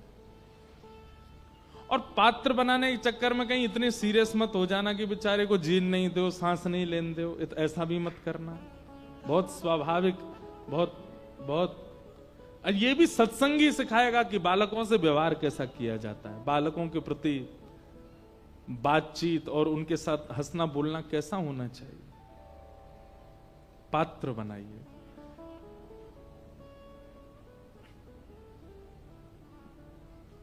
वेद व्यास जी जानते हैं कि मेरा पुत्र पात्र है, इसलिए मुझे अपने पुत्र को ही भागवत जी देनी है।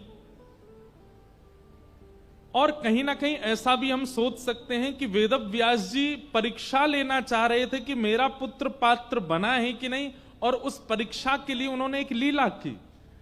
कुछ बालकों को बुला करके और कहा, मैं तुम्हें एक श्लोक याद कराता हूं, हिमालय पर जब ऊपर जाते हो लकड़ियां लेने, पुष्प लेने, इस श्लोक को गाना, आधा ही गाना, अधूरा ही गाना। और कोई बालक आकर के अगर तुमसे कहे कि पूरा सुनाओ, तो उस बालक को लेके मेरे पास आ जाना। क्योंकि वेद व्यास जी जानते हैं यदि आधे श्लोक ने असर कर दिया चित्त पर, वो सुखदेव ही है। और अभी मैंने एक श्लोक बोला था वेणु गीत का, बरहा पीड़म नटवर, यही श्लोक वेद व्यास जी ने छोटे छोटे बालकों को याद करा दिया। और वो बालक जाते हिमालय पर, और हिमालय पर जाकर के श्लोक गाते, बरहा पीड़म नटवर वपु कर्णयो कर्णकारम। बहुत सुंदर झांकी है ठाकुर जी की। ठाकुर जी ने मोर पिछ पहना है, कैसा टेढ़ा सा पहना है। नटवर वपु, नटवर मतलब ठाकुर जी का नाम है नटवर लाल। नटवर का मतलब क्या होता है? नट का मतलब होता है लोगों को अपनी कला से आकर्षित करने वाले को एक प्रकार से नट कहते हैं। कला प्रदर्शन करने वाले को नट कहते हैं। नट के प्रति आकर्षण अपने आप बन जाता है। स्टेज पर आकर के परफॉर्मेंस करने वाला व्यक्ति कैसा भी हो, उसके प्रति आकर्षण हो ही जाता है। लेकिन ठाकुर जी कौन है? बोले नटवर, आकर्षण करने वालों में भी प्रधान है नटवर। नटवर वपु, वपु कहते हैं अंग को। ठाकुर जी की एक उंगली भी देख ली ना गौरते, ठाकुर जी की एक रों भी देख लियो गौरते, तो वही पे ही न्योछावर रह जाओगे, मुखमंडल तो बहुत दूर की बात है। नटवर वपु कर्णयो कर्णकारम, कान दो हैं तो कुंडल एक ही पहनते हैं ठाकुर जी। वो कैसे पहनते हैं? कभी या कान में पहन लें और चलते चलते उतार के कभी या कान में पहन लें, कभी या कान में पहन लें, ऐसे। और ये क्यों करते हैं ठाकुर जी? जितनी देर चलते हैं उतनी देर मन तो लगना चाहिए, तो मन कैसे लगा? मैं कुंडल खोलें दूसरे में पहने, फिर कुंडल खोलें फिर या में पहने। ठाकुर जी की बाल लीला। हमारे नाना जी इसका एक और सुंदर भाव बताते थे। बोले लाला, ठाकुर जी हमारी तरह कुंडल नहीं, जैसे पुष्प धारण कर लेते हैं यहां कान के ऊपर, और फिर चलते चलते कहा करें ऐसे पुष्प निकारें और वह आकाश में उछालें और दूसरे कान में ऐसे धारण कर लें, और फिर सबरे ग्वाला के वाह लाला एक और बार करके दिखा। फिर ठाकुर जी फिर निकारें, फिर उछालें, फिर यूं करें, सीधो यहीं आके गिरे। जैसे साउथ इंडियन पिक्चरों में एक्टर करता है ना, चश्मा उछालता है सीधे आंख पे ही आके लगता है, ऐसे ठाकुर जी हमारे लीला करते, सब ग्वाला मचल जाते, वाह लाला हम करके दिखाएंगे, लेकिन उनसे हो नहीं पाता। फिर ठाकुर जी आनंद कर। तो कर्णयो कर्णकारम, जो बार बार फेर फेर करके अपने कानों के कुंडलों को बदलते रहते हैं चलते चलते।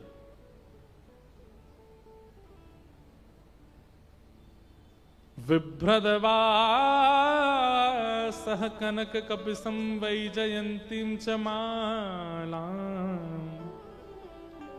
ठाकुर जी जब ग्वाल बालों के संग चलते भय आते हैं ना, देखो बिहारी जी की पोशाक कैसी चमकती है।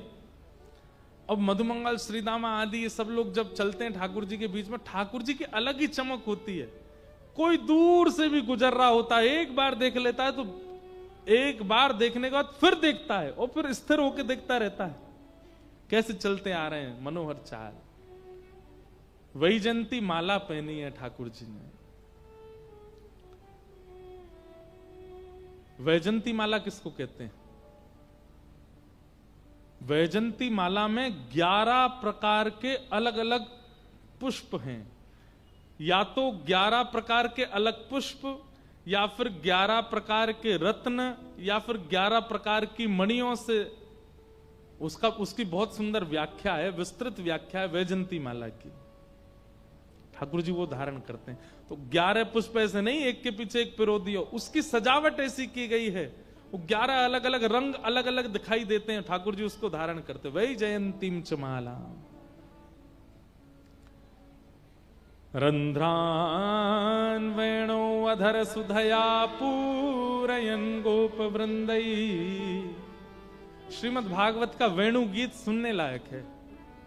ठाकुर जी जब वेणु वादन करते हैं ना, तो जैसे तेज हवा चलने पर वृक्ष मचलते हैं, ऐसी ठाकुर जी की मधुर वेणु पर मानव नहीं, जीवात्मा नहीं, गोपियां नहीं, वृक्ष वल्लरियां भी ऐसे झूमने लग जाते हैं। उनके पुष्प, उनके पत्र, जो वृक्ष कभी बंजर हो गया हो, जिसमें कभी पुष्प नहीं आते, ठाकुर जी उसके समीप से भी वंशी बजाते हुए निकल जाते हैं, तो उसमें भी सुंदर सुंदर पुष्प प्रकट हो जाते हैं। एक जगह तो ऐसा वर्णन है कि श्याम सुंदर और बलराम जी जब चलते हैं मार्ग पर, सारे वृक्ष एक एक बार अपनी टहनियों को इतना नीचे झुका देते हैं कि ठाकुर जी के चरण स्पर्श कर लें, एक बार दंडवत कर लें, प्रणाम कर लें।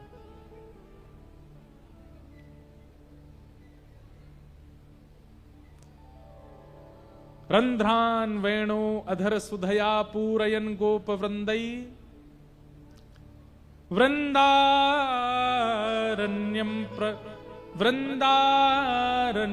स्वपदरमणम प्राविशद गीत कीर्ति। अब इस श्लोक को हिमालय में जाकर के छोटे छोटे बालक गा रहे थे। और निर्गुण निराकार ब्रह्म की उपासना में बैठे हुए श्री सुखदेव जी महाराज के कानों में जैसे ही गया, बरहा पीड़म नटवर वपुः कर्णयोः कर्णकारम विभ्रदवास कनक कपिसम वैजयंतीम चमालाम रंध्रान वेणु। ये छवि, ये श्लोक कान में नहीं गया है, सीधे स्वरूप प्रकट हो गया ठाकुर जी का सुखदेव जी के चित्त में। और वो कटाक्ष नेत्र, मधुर मुस्कान, वो बांकी चाल जैसे ही शुकाचार्य जी के हृदय में प्रकट हुई, शुकाचार्य जी का ध्यान भंग हो गया और नेत्र खोल करके वो तो जैसे विरहिणी गोपी की तरह ढूंढने लगे इस बंजर जंगल में, इस भयावह विशाल पहाड़ी क्षेत्र में ये नन्हा सा गोपाल क्या कर रहा है।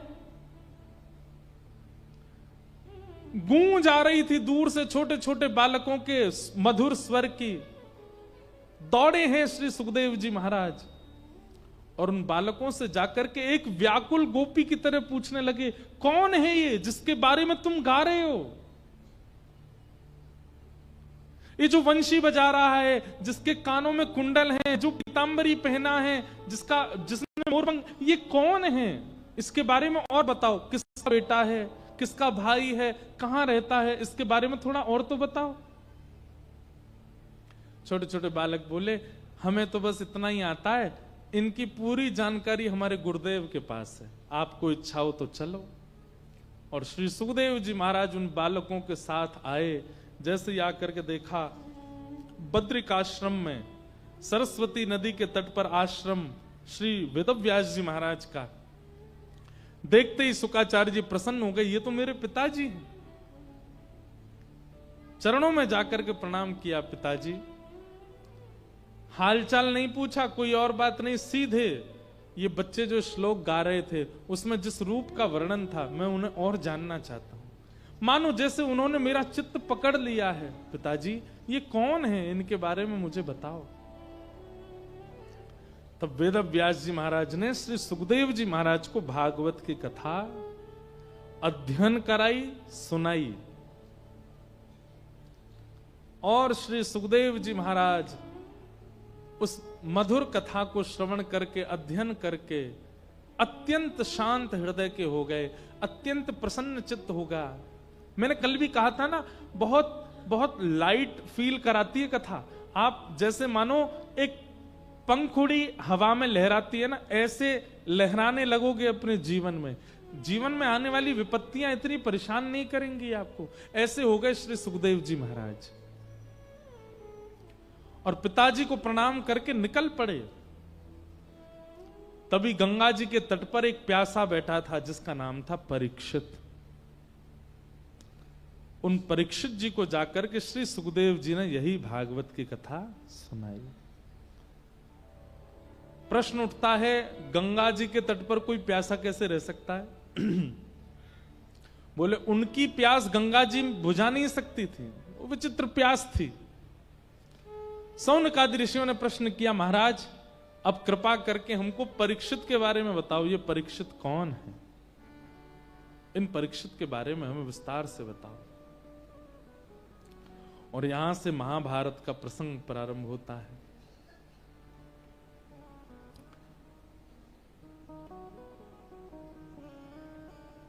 यदा मृधे कौरव संजयानां वीरे स्वथो वीरगतिं गतेषु ब्रकोदरा विग्धगदा विमर्श भृगनोरुदंडे धृतराष्ट्रपुत्रे। महाभारत। बंधुओं, कभी कभी मन में विचार करता हूं कि हम भारतवासी कितने सौभाग्यशाली हैं कि हमारे पास ऐसे ऐसे दिव्य ग्रंथ हैं जहां पर हर भाव का समाधान। महाभारत के लिए हमारे आचार्य जन कहते हैं, यन्ने भारत तन्ने भारत। जो महाभारत में लिखा है वही पूरी दुनिया में घटता हुआ दिखाई देगा आपको। और यदि ऐसी कोई घटना आपने देखी जो आज तक नहीं हुई है, महाभारत उठा के देख लीजिएगा, वहां उसका भी वर्णन होगा। महाभारत से विलग इस संसार में कुछ भी नहीं हो सकता। सब लिखा है महाभारत में, सब कुछ। 1,00,000 श्लोक है महाभारत में। चाहे वो कोई स्वभाव हो, विचार हो, घटना हो, क्रम हो, पराक्रम हो, सबका वर्णन महाभारत में किया गया है। और आगामी हजारों वर्ष तक, कलयुग के अंत तक जो जो हो सकता है, सब लिखा है महाभारत में। कई लोगों के मन में भ्रांति है कि महाभारत घर में रखने से कलेश हो जाते हैं। महाभारत रखने से कलेश होते नहीं हैं, बल्कि चल रहे कलेश समाप्त होते हैं। महाभारत क्या है? कौरव पांडवों के क्लेशों का विश्रामी तो है। ये लोगों ने ऐसी विचारधारा कर ली है। कहते हैं महाभारत घर में नहीं लाते, फोन में इतनी गंदगियां रखते हैं, उससे कोई दिक्कत नहीं है। घर में मरे हुए जीवों को बना देते हैं, उससे दिक्कत नहीं है। पेय पदार्थ के रूप में गलत वस्तु पी लेते हैं, उससे कोई दिक्कत नहीं है। लेकिन महाभारत जैसा पवित्र, ओहो नहीं, इसको घर में नहीं लाना, लड़ाई हो जाएगी सब लोगों में। ये हमारी दुर्बुद्धि नहीं है तो क्या है? मृत्यु सबकी होनी है। मैंने तो विचार भी किया है, कभी अवसर मिलेगा एक बार महाभारत की कथा कहने। महाभारत की कथा 7 दिन की नहीं होगी, 1 महीना की होगी। और महाभारत की कथा के बड़े नियम हैं। जैसे पांडवों ने यज्ञ किए थे, वैसे यज्ञ होते हैं। यज्ञ के साथ फिर वो उसके क्रम है। प्रवचन तो हो सकता है महाभारत का 1 महीने का होगा, लेकिन करना है एक बार। कभी बिहारी जी कृपा करेंगे तो करेंगे। महाभारत। यदा मृदे कौरव संजयानाम, श्रीमद् भागवत में थोड़ा सा अंश है महाभारत का, बहुत ध्यान से सुनिएगा। महाभारत का युद्ध अपने अंतिम पड़ाव पर था। दुर्योधन और भीम के बीच में अंतिम युद्ध चल रहा था। और तभी भीम ने अपनी गदा का खूब प्रहार किया, लेकिन दुर्योधन का उससे बाल बांका भी नहीं हो रहा था, क्योंकि दुर्योधन का सर्वांगीण अंग लोहे का है। हार करके भीम ने एक बार अर्जुन के रथ की ओर देखा, तो ठाकुर जी ने इशारा किया, जंघा पे मारो। भीम ने विचार नहीं किया कि भाई पैरों पर और नाभि से नीचे प्रहार करना धर्म युद्ध में मना है। उसने कहा ठाकुर जी आज्ञा कर रहे हैं, अब ये जाने इनका काम जाने, मैं तो कर देता हूं। और तुरंत उसने जंघा पर प्रहार किया। बिल्कुल विचार नहीं किया कि नाभि से नीचे मना है मारना। और महाभारत युद्ध पांडव जीत गए, कौरव हार गए। लेकिन इस बात की खबर जब बलराम जी को पड़ी कि महाभारत युद्ध में अधर्म किया गया, नाभि से नीचे योद्धा के प्रहार किया गया, बलराम जी क्रोध में भर करके आए और आकर के भीम को नष्ट करने का प्रयास करने लगे। भगवान ने आकर के रोका। ठाकुर जी ने कहा, दाऊ दादा आप इतने क्रोध में क्यों, क्या बात है? बलराम जी बोले, लाला देख, ये अधर्म मेरे सामने होएगा, मैं सहन ना करूंगा। धर्म युद्ध में नाभि से नीचे प्रहार करना मना है, तो इसने नाभि से नीचे प्रहार किया क्यों? और मोह पता चली तेने आज्ञा दई आकू, तेने भी धर्म विरुद्ध आज्ञा काई को दई।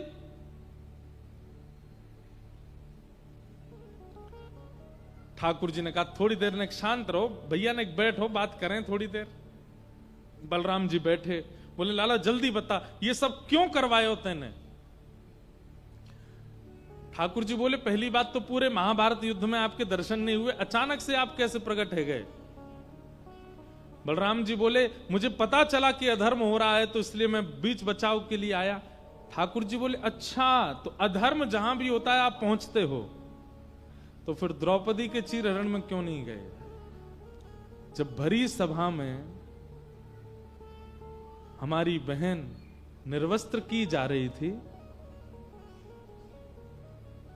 वहां दुशासन वस्त्र खींच रहा है, दुर्योधन कह रहा है मेरी जंघा पे बैठाओ, और भीष्म पितामह, कृपाचार्य, द्रोणाचार्य सब नीची नजर करके बैठे थे।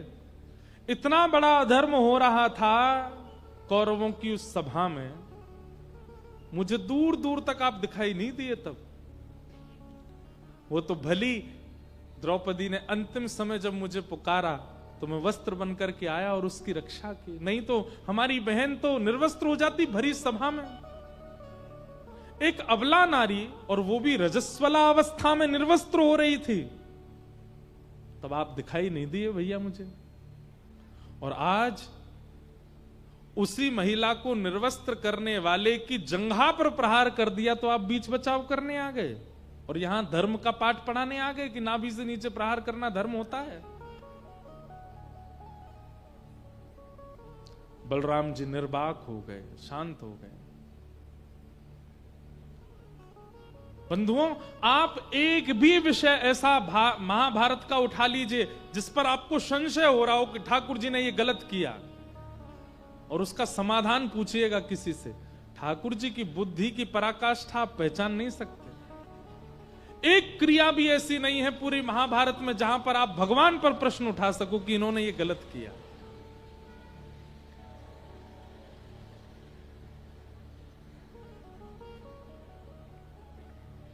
बलराम जी बोले लाला मुझे क्षमा कर दे, लेकिन मैं एक बार तो पूछना चाहूं, तो फिर धर्म का निर्वहन जहां ना किया जा रहा हो कैसे पहचाना जाए, या क्या क्रिया करनी चाहिए? ठाकुर जी बोले अब इसका विस्तार तो हम अर्जुन को दे चुके हैं गीता के रूप में, लेकिन भैया हमारी एक बात सुनो।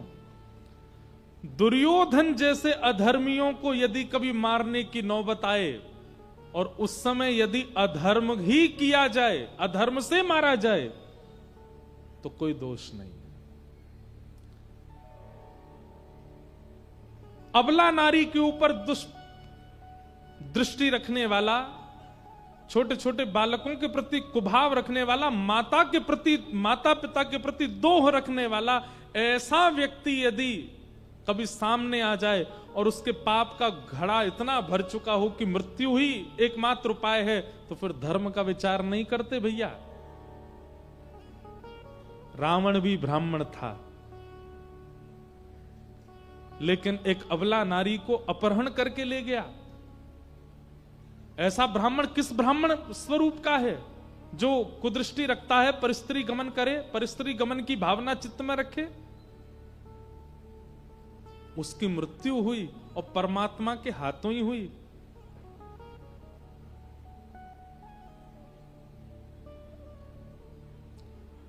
दुर्योधन को मारते समय हमें वो मानव नहीं दिख रहा था, योद्धा नहीं दिख रहा था, एक कुदृष्टि रखने वाला और अबला नारी पर दुष्दृष्टि रखने वाला वो व्यक्ति दिख रहा था, राक्षस दिख रहा था। इसलिए उसको मारने के लिए नाभि से नीचे प्रहार मैंने आज्ञा दे करके करवाया।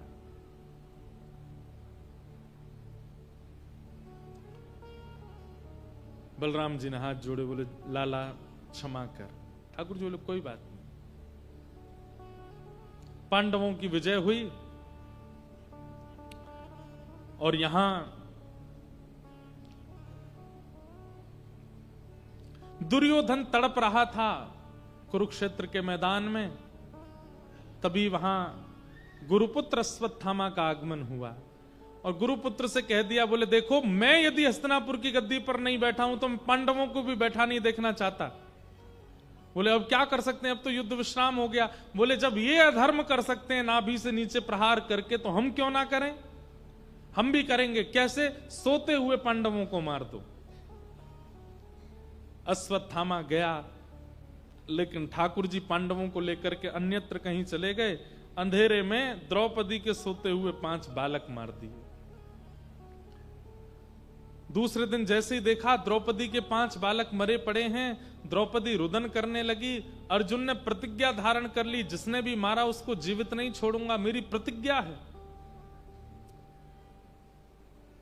और संदेह हुआ, संशय हुआ, पता लगा कि अश्वत्थामा ने किया है, पकड़ करके बंदी बना लिया।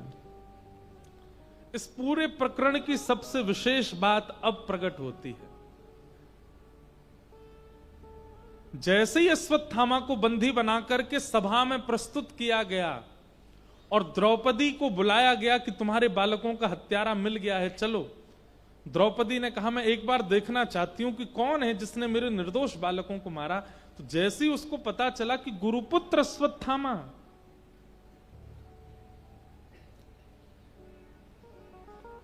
आहा, तथा हतं पशुवत् पाशवद्ध मवाङ्मुखं कर्म जुगुप्सितेन निरीक्ष्य कृष्णापकृतं गुरुसुतं वामस्वभावा कृपया ननामच। बहुत ध्यान से सुनिएगा। पशुवत पाशबद्ध, जैसे किसी पशु को बांधा जाता है ऐसे बांध करके लाए अश्वत्थामा को, और चला करके नहीं लाए, घसीट करके लाए अश्वत्थामा को। अब उसके कर्म देखे जाएं तो किसी को दया नहीं आएगी। बालकों को मारा है छोटे छोटे, लेकिन गुरुपुत्र है, हमारे गुरु का बेटा है, ये चिंतन करके निरीक्ष कृष्णापकृतम गुरु सुतम, द्रौपदी के नेत्र सजल हो गए और हाथ जोड़ करके अर्जुन से कहने लगी, अर्जुन इसको छोड़ दो, इसको ऐसे मत मारो, ये हमारे गुरु का बेटा है। जिन गुरु ने तुमको धनुष उठाना सिखाया, बाण चलाना सिखाया, रणभूमि में खड़ा होना सिखाया, जिन गुरु की कृपा से तुम योद्धा कहलाए, गांडीव धनुषधारी कहलाए, ये उनका बेटा है। उन गुरु के ऋण हैं हमारे ऊपर।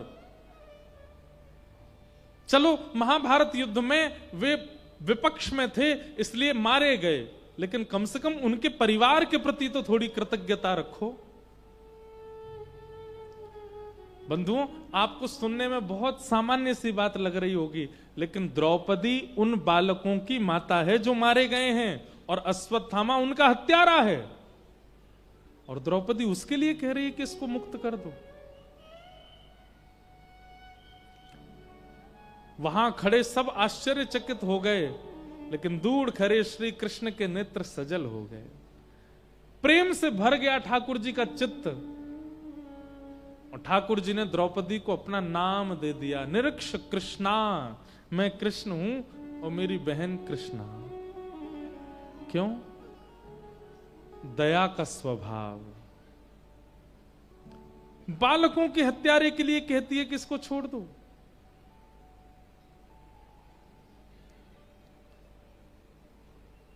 किसी भी व्यक्ति को कोई भी निर्णय लेने से पहले 5 बातों का ध्यान करना चाहिए। बहुत ध्यान से सुनिए। किसी भी निर्णय से पहले 5 चीजों का चिंतन कीजिए। धर्मम न्यायम शकरुणम निर्वलीकम समम महत् राजा धर्म सुतो राज्ञा प्रत्यनन द्विचो द्विजा। भागवत के इस प्रकरण में यह बात कही गई है। सूत जी महाराज कहते हैं, कोई भी निर्णय यदि इन 5 चीजों का विचार करके किया जाता है तो वो निर्णय ठाकुर जी की स्वीकृति होती है। आप निर्णय लेते हो, लेकिन कई बार ठाकुर जी उसमें स्वीकार नहीं होते, और उसके कारण आपको फिर पाप भोगना पड़ता है। ठाकुर जी की स्वीकृति तब मानी जाती जब 5 बातों का ध्यान रखा जाए। कौन कौन सी? कोई भी निर्णय लेने से पहले धर्म। धर्म की परिभाषा क्या है? इतनी कथा सुनते हैं आप लोग, कोई 40-80 वर्ष तक के लोग भी यहां बैठे हैं। बताओ धर्म किसे कहते हैं?